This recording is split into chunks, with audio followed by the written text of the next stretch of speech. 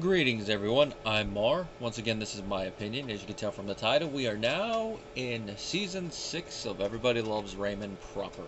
Last week we had the first 6 years episode, which, as you all know, I've been debating whether to do that at the beginning of the season or the end, so I decided to do it at the beginning. This is The Angry Family. Now, before I get too far into the video, just a reminder, if you want to support the channel, both the Patreon and PayPal links are down below. If you want to do one-off support or a one-off request, go the PayPal route. If you want to continuously support the channel, subscribe to the Patreon. You'll gain access to videos early, and you'll also be able to suggest topics for future videos, such as reviews of certain pilot episodes of series. Angry Family.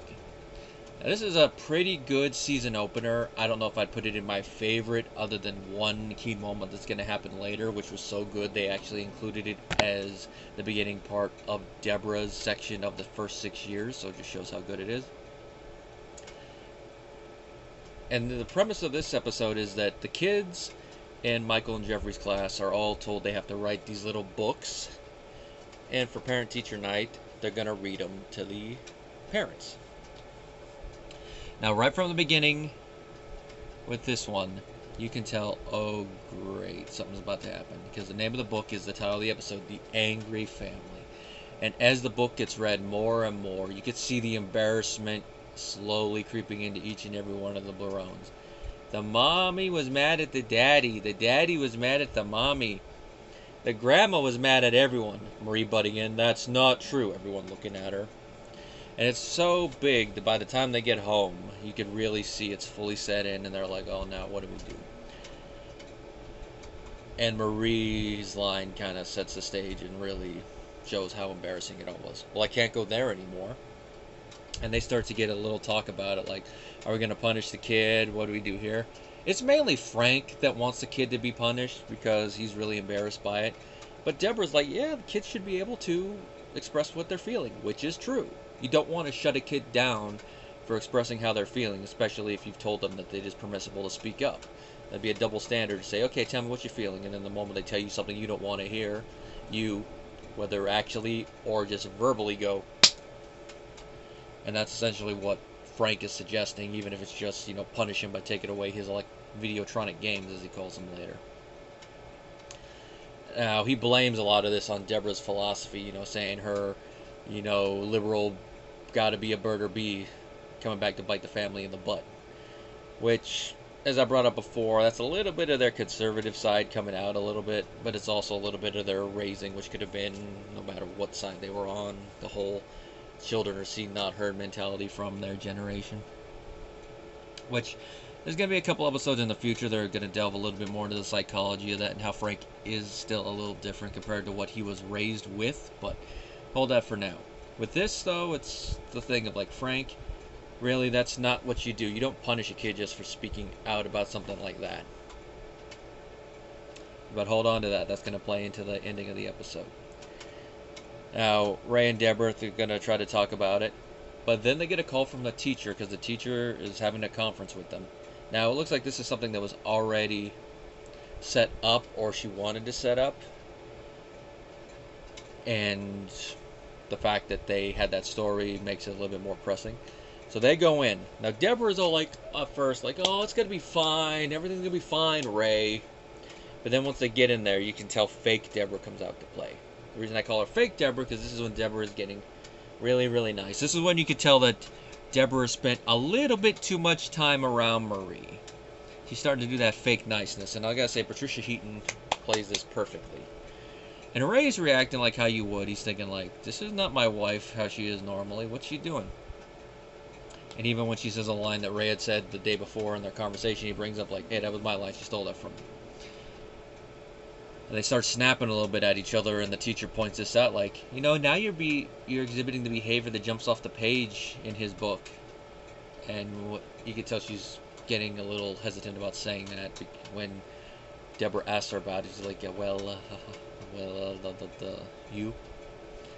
And then this leads to Debra's rant, and this is one of Debra's best rants in the whole series, and just from it you could see why they included it in the clip show, where she's telling the teacher, you have no idea what I have to put up with.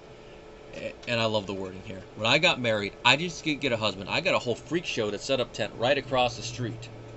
Good rant, even though it does kind of conveniently ignore the fact that it was Debra's fault they moved across the street from Ray's parents, but we'll let that slide for this. It's one of those things, it's her point of view on it. Or she's talking about each of them, how Ray is, how Robert is. Oh, it never is for Raymond, I don't even have a lawn. Which that's the big argument they talk about between Frank and Marie, is who invented the lawn. Which later on they even bring it up. It's one of those ones where I have to side with Marie on this, because in the whole concept of the lawn, as in, oh, there's a big grass thing.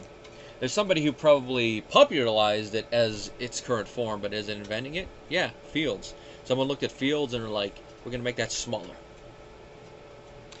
It's one of those stupid arguments that they have that you really do believe them as an old married couple. Like, how deep is a pot before it's how deep is a pan before it's a pot?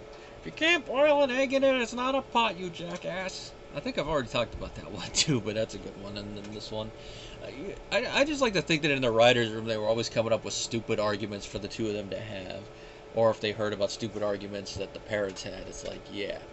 It's like how they mentioned in the first 6 years one, they would fight over anything, fighting over a chair. That sounds like Frank and Marie there, they'd fight over a chair. Now, next season, I believe it is, we're going to find out what their first big argument was over, and it's one of those ones that's like, really? That was the first big Frank-Marie argument?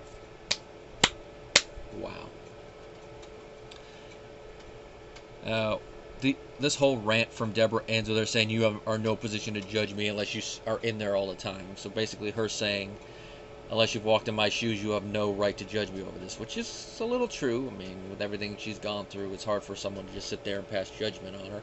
But at the same time, Debra, it's unhealthy to rant like that. Which is why in the next scene, we see all the Barones, Robert included, dragged into another room with Father Hubley. And Hubley's looking over the book. And the first thing he says afterwards is like, Robert, I don't see you in this. Which, for the ending part of the episode, that's the first hint that not all is well with this book. Now, Father Hubley starts talking with all of them. The Barones start going in there. Now, Debra is almost a scapegoat because of Marie, and she's even doing the whole... But Frank rightly points out that at least in their little bubble, the main sense of stress in the household is Marie because of how she butts in and how, even if it's in subtle ways now, she still can't accept that Ray married Debra. As of course, is what we find out is a carryover generational thing from when Marie married Frank because of not of her own. So it's one of those things, you keep going back, you'll find more of it, and probably worse, and worse. And each subsequent generation, it gets better. And this is what sets Marie off, because she's like, really? And she goes on a whole back in my day type of argument like, Father Hubley, you let this kind of conversation go on in your parish, shame on you. In my day, you had to earn a reward, and even then you didn't get it.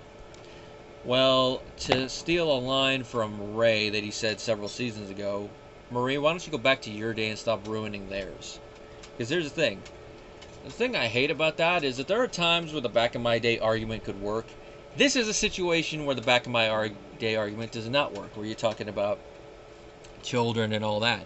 Because remember, back in her day, as I've said before, children were seen and not heard. In this one, it's not. So for her to basically go back, the whole back in my day thing, when it's a child that is spoken out on something, or at least that's what they're thinking from this, and saying that the children are being rewarded for everything, which I will say she does make a slight point there. With, I mean, there's the whole participation trophy thing, although with that, you also can do the counter, and which generations were the ones that invented the participation trophies? I say that because I've heard people actually bring up the participation trophy ones when it's like, we're not the ones that invented it, we were just the ones that received them, so don't blame us. Now, rightfully, Hubley does eventually shut Marie down, and she brings up, like, it's not about you, it's not about you, it's about this little guy. And his way of sending you a message. And he goes on, and he eventually calms everybody down, and gets them all to look at, like, yeah, Father Hubley's right, we need to look at what's best for the kids.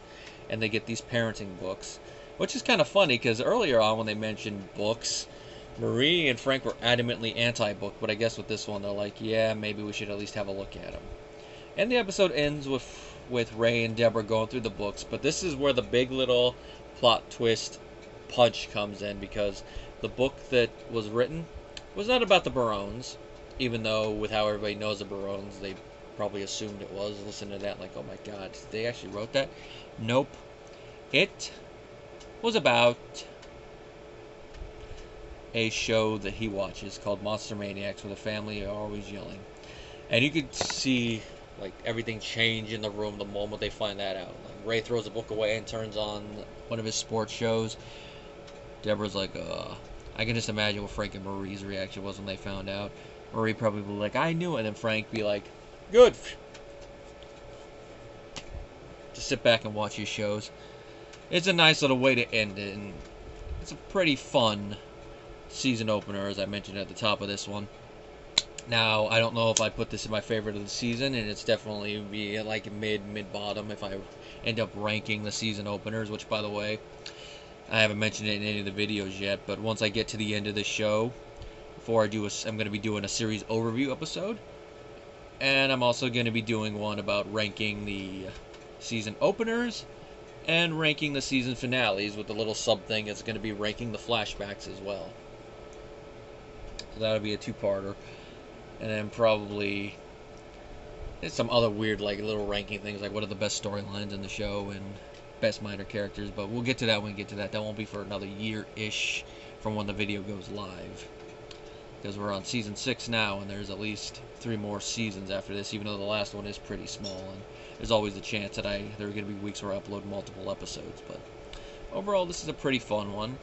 And it leads into one of my favorite episodes of this season, the next one, and another one that I saw in syndication, which this one, I don't think I saw in syndication, but I don't quite remember. The next one I know I certainly did see in syndication, which is one of the reasons I know that both on Peacock and on the DVD, they made one little edit with dialogue. But with that one, we're just going to have to keep on rolling. Till next time, guys.